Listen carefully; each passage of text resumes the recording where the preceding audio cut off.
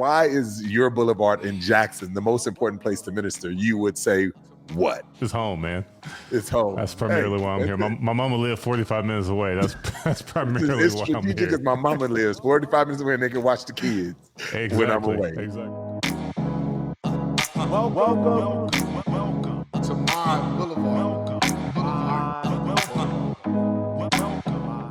All right, so welcome to the This Is My Boulevard podcast. I am here with a good friend, someone that I have learned to respect and admire because he has brought so much clarity to so many things that we have done with My Boulevard. In so many ways, if you guys feel like our message has been clear, I owe some of that to the man that I'm talking to today, Phillip Holmes. What's up, Phillip? How are you doing? Hey, what's up, Dhati? Thanks for having me on, man.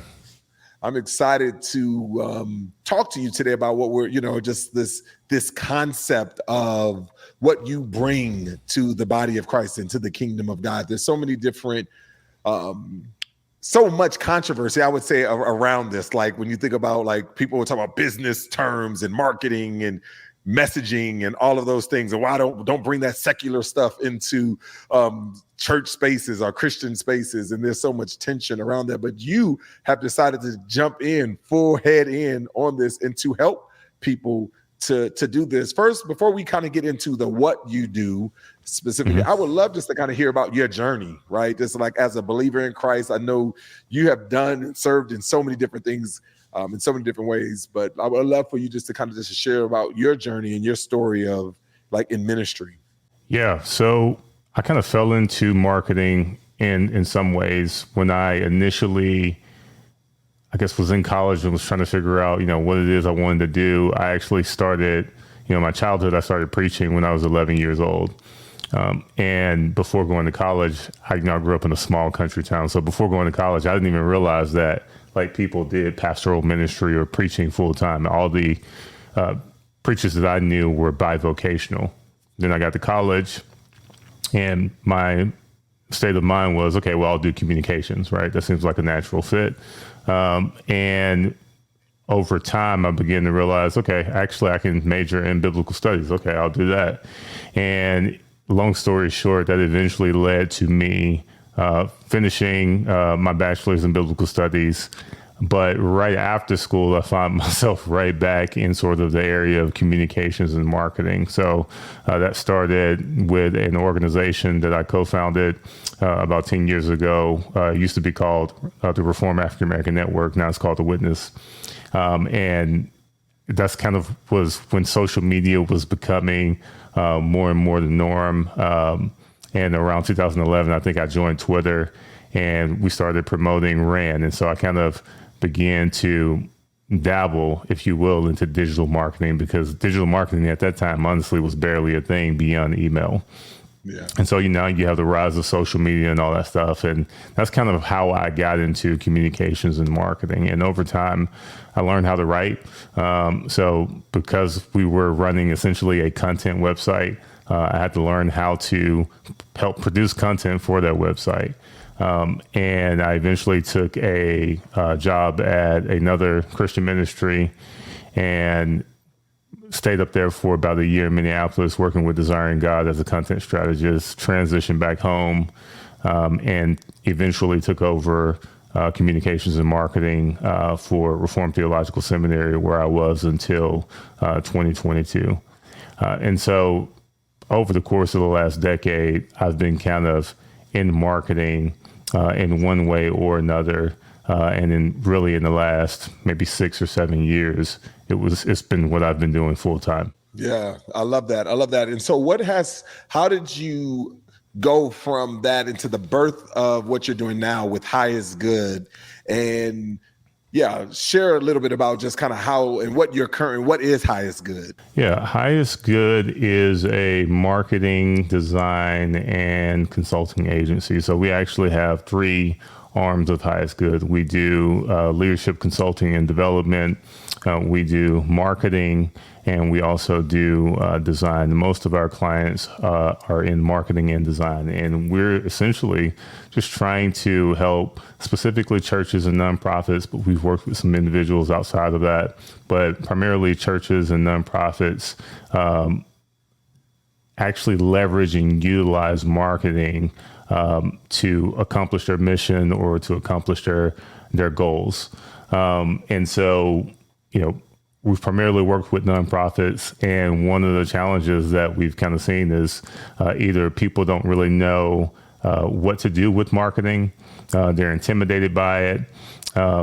Maybe they have some misconceptions when it comes to marketing and design and what those things are supposed to be used for. And so we work really well with individuals who are looking for an outside expert to come in and kind of handle that arm of their organization or their church. Yeah. And so so oftentimes when I think about just that tension, because the first time I remember talking to you, I was just like, man, Phillip, I am like the anti-marketer, and not anti-marketer like I don't like marketing, but anti-marketer in the sense of like, I really don't know. So like when I think about social media and Twitter, like I get sad for all of my followers and the people that follow me, because I'm like, I always wonder, like, I don't want to like film what I'm eating, and I don't want to like take snapshots of life because no one cares. Like, and I never do. And that has led me to do nothing on social media. So there's that. I've always read with that tension, because oftentimes, and then it was just like when I want to promote like what we're doing, I want to get it out. Then I'm like, I don't want to feel like this kind of car salesman, and I vacillate between no one cares and I don't want to be a car salesman, and I struggle with that tension oftentimes. And I was just like, man, but I also struggle with this burden. Like, I got to get this message out to people because I feel like God has given me something to say.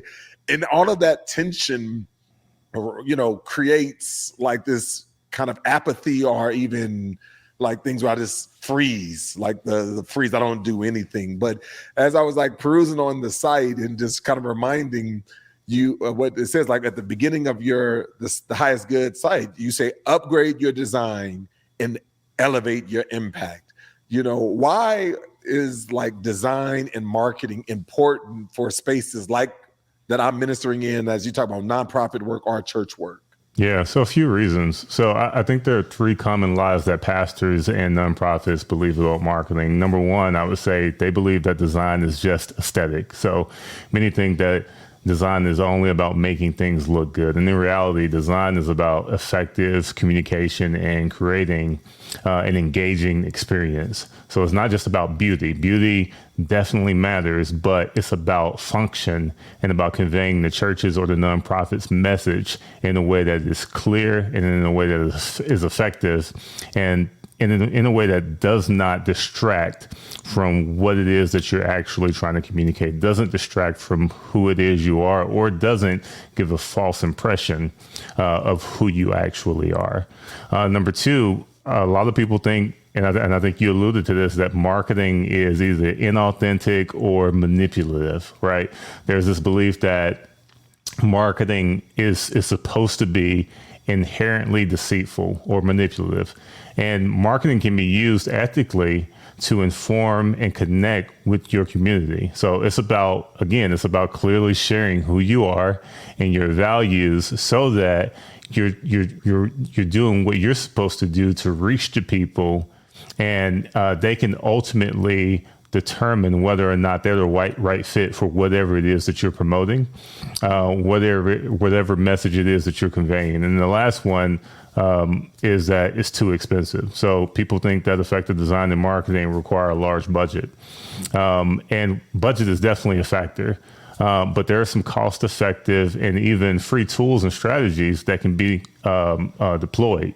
So creativity and authenticity outweigh big budget campaigns. And if you can figure out how to do the simple things really well, you can get really big results. Yeah, I definitely fell into the number two trap, because and you've been to the conferences, you've been to the things, like, and how people sometimes they're saying and they're overselling people, and then you go to their spaces like, man, you ain't did none of that stuff that you said that you did. Yeah, exactly.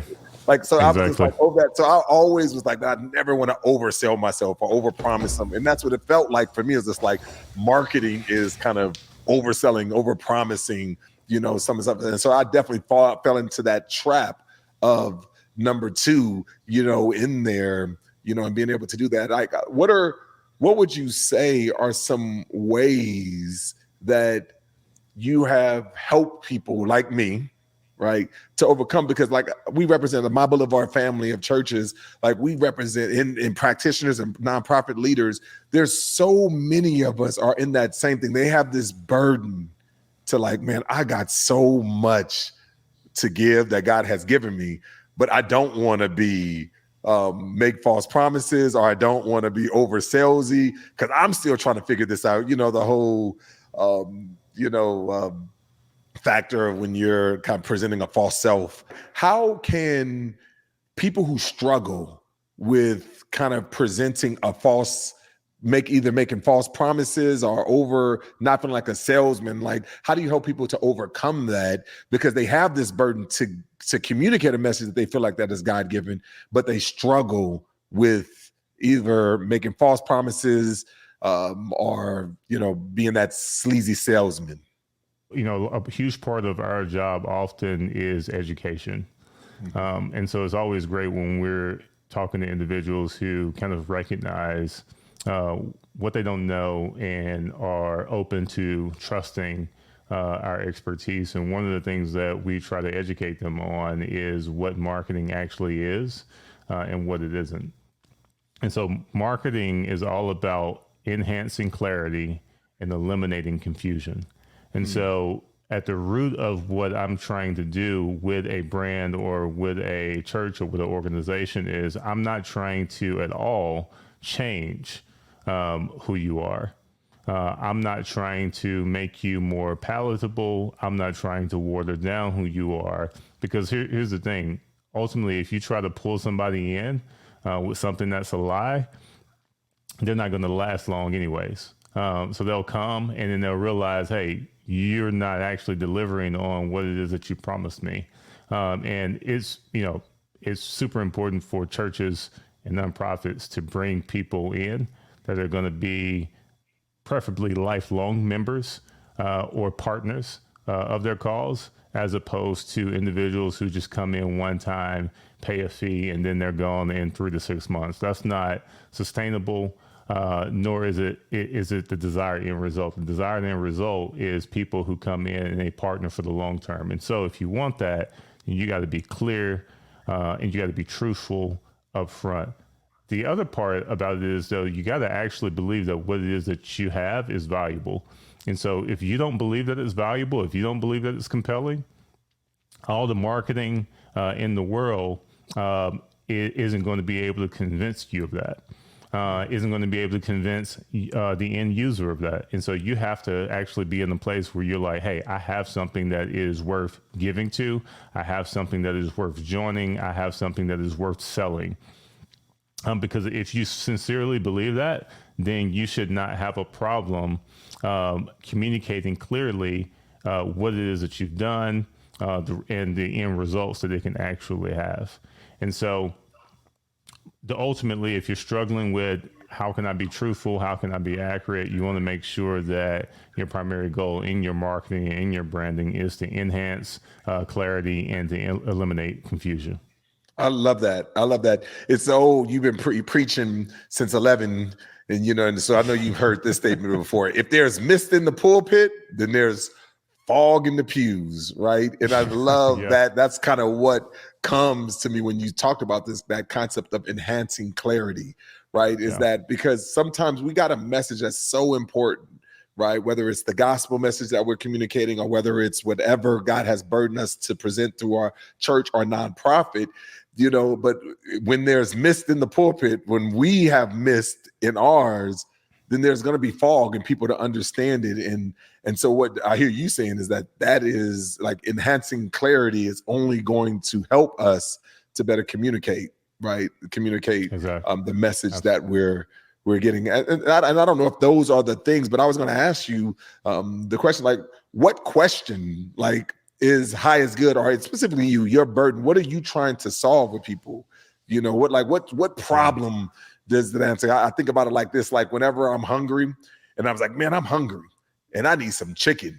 Right? Chick-fil-A has presented themselves in my life. Right? We know Christian chicken. They have presented themselves in my life to say, if I'm hungry and if I want some chicken, Chick-fil-A is solving that problem. But for you, in kind of high is good and what your burden, like what problem that people come up with that says, man, Phillip, high is good. They're the solution to that problem. Yeah.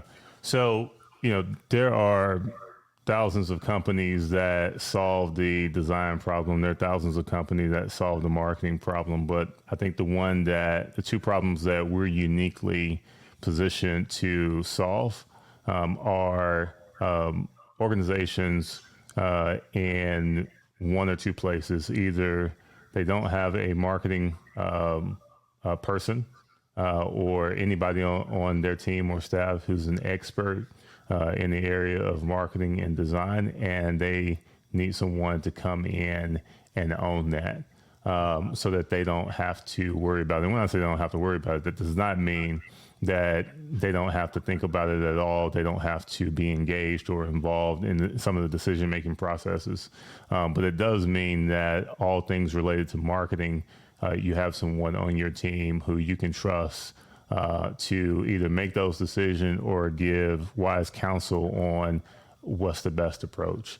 And so those are the individuals that we're primarily fit to serve. And so it's less about, hey, is there a specific marketing or design need? It's more about, hey, kind of where are you guys in your stage of growth? Do you need just somebody to kind of come alongside and support, or do you need somebody to come in and take ownership? And we would definitely be best equipped to take ownership. And then we can also support. So let's just say, you have a person on your staff that you trust, who's your strategist, who you trust to make those decisions, and they simply need help executing, which is often common as well. We also are very equipped to help those individuals to take whatever strategies that they have and to put those strategies and to execute those strategies. And so those are kind of the two sort of things that we're able to solve for an organization who might be looking for help in this area of marketing and design. Yeah. So support and ownership, and you guys are equipped to do that. And I know that you have done that for, like you said earlier, individuals, small organizations, startup organizations, and also larger established organizations. How would you, what are some diagnostic questions potentially that you would say, like, hey, man, I'm resonating with this. There's a need for this. How do I know if I'm ready for this, to take that step? Yeah. I mean, if you're trying to figure out whether or not you're ready to take that step, these are usually individuals who are already looking to hire a marketing or design person. And so they're usually thinking about, hey, I'm ready to hire somebody full time. I have the budget to hire somebody full time. And here's what tends to happen in those situations. You hire one person, but oftentimes that one person can only do so much. So either you're going to get somebody who is really good at strategy, but not very good at executing and really following through on all the tasks that they have to execute, because marketing is a huge job. It's not a one person job. One person can kind of own the strategy, but it's going to be very hard for one person to own the strategy and execute on their own strategy. So the scenarios that you're going to get is somebody who's, again, really good at coming up with a strategy that sounds good, and you're just like, hey, let's launch it. And then 6 months later, you're like, we haven't really done anything, because that person is kind of overwhelmed with, and usually, like, people who are good at strategy lack tenacity, right, to actually see those things through.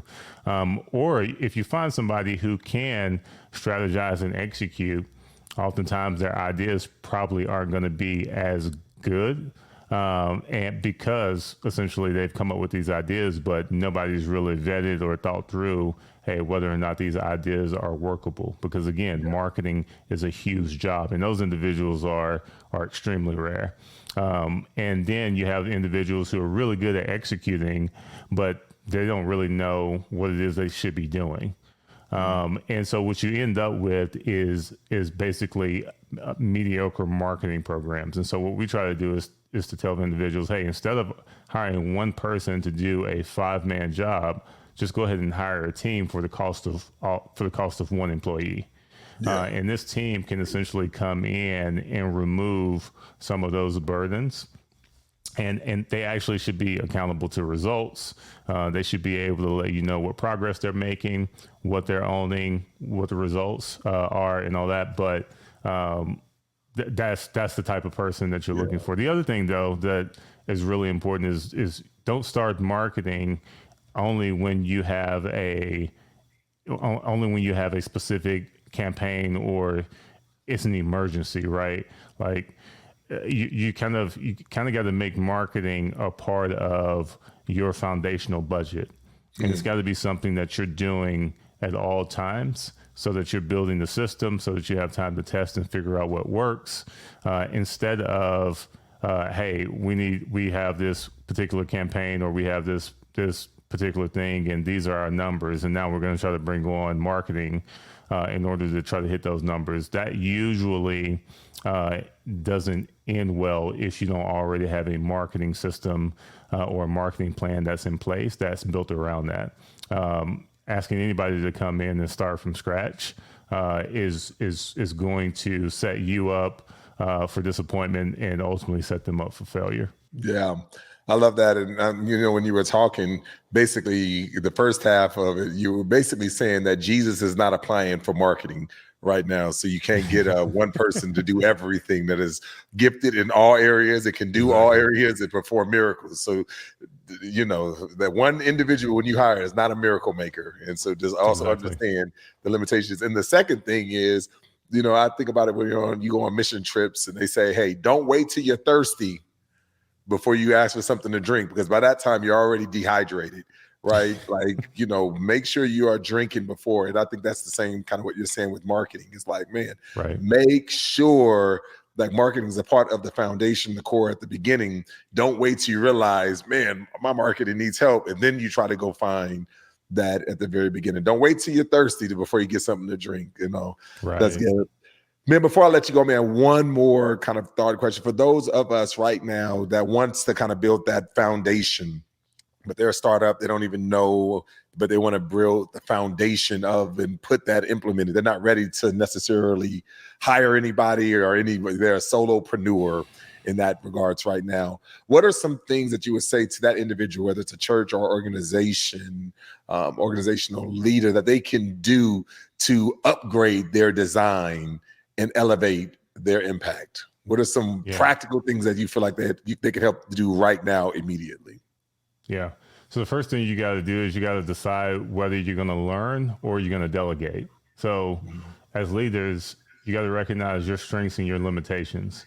And so if design and marketing are outside your area of expertise and you don't have the time to learn the basics that will help you make informed decisions, you're going to have to delegate these tasks to somebody who has those skills. And it could be a staff member, a volunteer, or a professional agency. But you got to figure out what works best for your particular goals and your budgets and your resources. Number two, you want to focus on the goal and not your personal preference. So let's just say you decide to delegate it to someone else on your team. So when you're reviewing designs and marketing materials, always make sure that you're aligning your feedback with your organization's goals and missions. So avoid basing your feedback. I see this all the time with leaders. You ask them for feedback and they give you feedback based on their personal taste.